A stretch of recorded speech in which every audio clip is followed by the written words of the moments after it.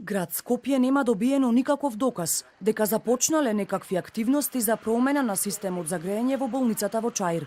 Од рокот не отстапуваме. Нема да толерираме нефункционални институции, порача денеска градоначалникот Петре Шилегов, запрашан за иднината на второто најголемо родилиште во земјава.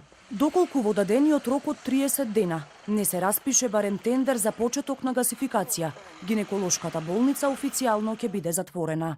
Јас што имав кажав, до сега градот Скопје нема добиено никаков доказ дека било каква постапка е започната.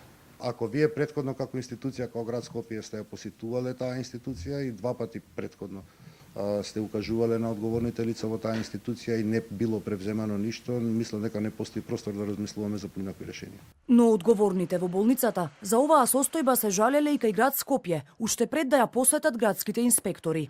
На нивните дописи не добиле никаков одговор, затоа што, како што вели Шилегов, тоа не била негова надлежност. Не е работа на градот Скопје да се грижи за системите за затоплување на болниците во градот или во Република Македонија. Тоа треба да се грижи самата болница или надлежното министерство.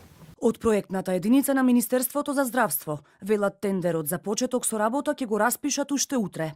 Сепак нема одговор на прашањето, зошто досега ги игнорирале сите апели од болницата, дека им е потребна помош за промена на котлите стари повеќе од 5 децении.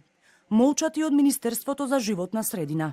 Постоењето на гинеколошката болница во Чаир се доведе до прашање, откако црниот чат од оџаците вирално се прошири на социјалните мрежи.